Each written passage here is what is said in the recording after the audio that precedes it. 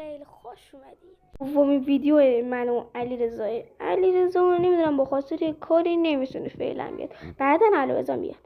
قبل از شروع لطفا لایک کنید، کامنت بذارید، فالو کنید، بریم برای مکالمه. خب ما از فصل اول شروع میکنیم. 8 فصل داره.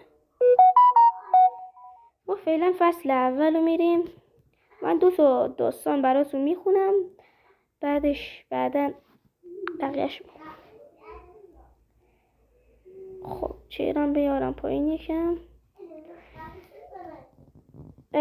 بیداری؟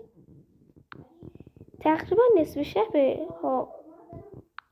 فکر میکنم زودتر زنگ بزنی.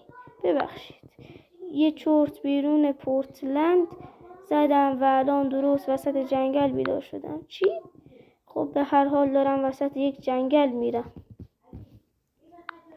آها پس هنوز تو قطاری؟ آره ممنون بابت بلیطا، من عاشق قطارم.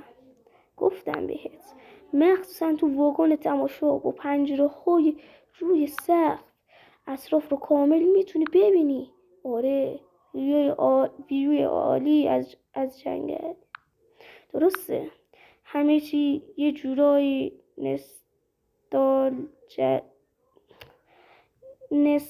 نوستالژیکه، حالا هر چی بود، و ترسناک. درخت‌ها جلوی ماه رو گرفتن. بیرون یکم تاریکه، واسه همین منظورتو میفهمم. آره همین الان وسط یه خونه تو ناکجا آباد رد شدیم. ترسناک شده؟ خیلی، ولی یه جور باحال.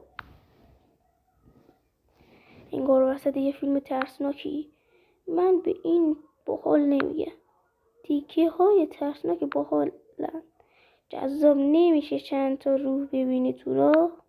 دیوونه. شاید چند تا خونه شب هم ببینی. آره امیدوارم. مراقب باش چه آرزویی میکنی. صبر کن انگار داریم وای میسی. کجا؟ نمیدونم. اعلام نکردن؟ نه ولی با توجه به نقشه باید تو برینگ اورگان باشیم. برینگ؟ اوه ایستگاه قطار اینجا به طور ترسناک قدیمیه، عین فیلمو بدون شکل. اطرافم پر مه البته، ولی من ندیدم کسی سوار یا پیاده بشه. تعجب نداره، بالاخره یه شهر کوچیکه.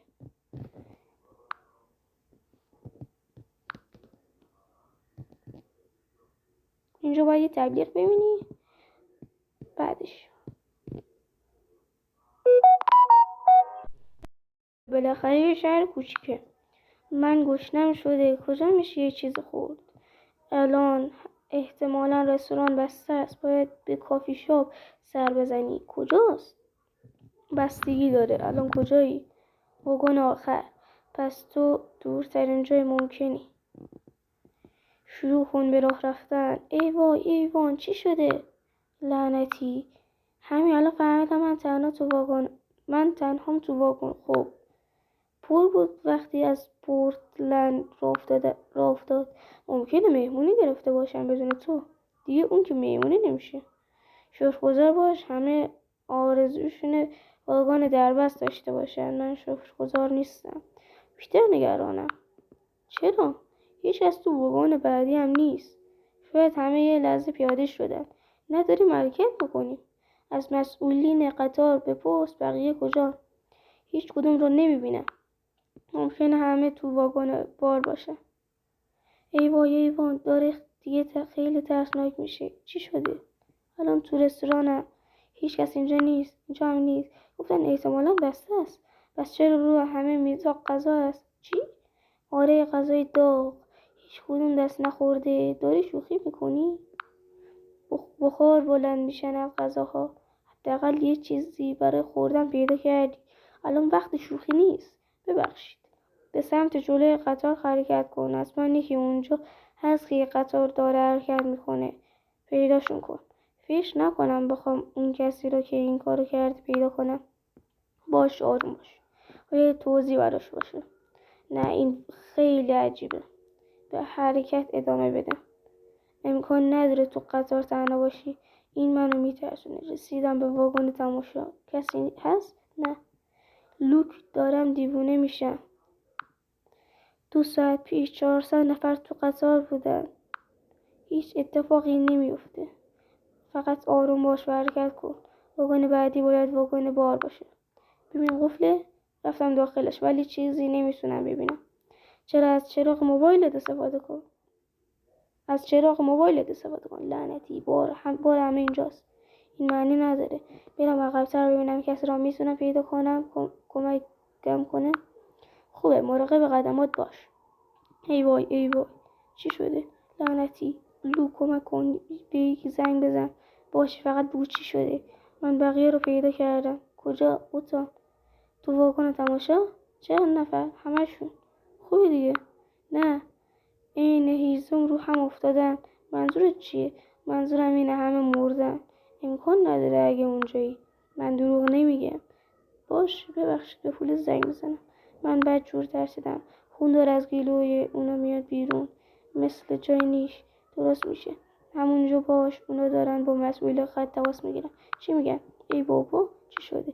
مسئول خط ارتباطش رو با قطار از دست داد. لعنتی، منو از این قطار بیار بیرون. چطور میتونم پیاده بشم؟ نه، اگه بپری میمیری. مهم نیست. نه، نمیخوام با کسی که این کار کرده توی این قطار تنها باشم. چرا من زندم وقتی بقیه مردن؟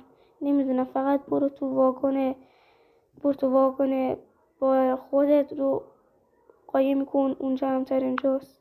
تو باید اونجا رو میدیدی. اونا رو فراموش کن و همین الان برو خودت رو تو واگن قایم کن. لعنتی. چیه؟ یکی اینجاست. یه بچه است. به من نگاه میکنه و جیغ میکشه. چی؟ اون زنده است؟ دوید یه سمت دیگه. چرا جیغ میکشه؟ شاید فقط مثل تو ترسیده. اون یه بچه است. چیکار باید بکنم؟ شاید یه چیزی دیده. برو پیداش کن. پیداش کردم تو واگن تماشا. دست نمیکشه از جیغ کشیدن. لعنتی. بپرس ازش چی شده. بپرسیدم. تموم نمیکنه جیغ کشیدن و حالا داره به من اشاره میکنه و جیغ میکشه. اون باید ترسیده باشه. بپرس ازش چی شده. حس عجیبی دارم. بپرس ازش چی شده. ببین، ماه در اومده. تو خوبی؟ من نور رو حس میکنم. انگار دندونم دارم بزرگ میشه. چرا حس میکنم دوست دارم خونشو بمکم. عجیب نیست؟ خونش خوشمزه است. باید دوستان، اگه خواستین پورت بعدی هم بذارم حتما لایک کنین، کامنت بذارین و فالو بکنین. بقیه در پارت بعدی. خدا حافظ.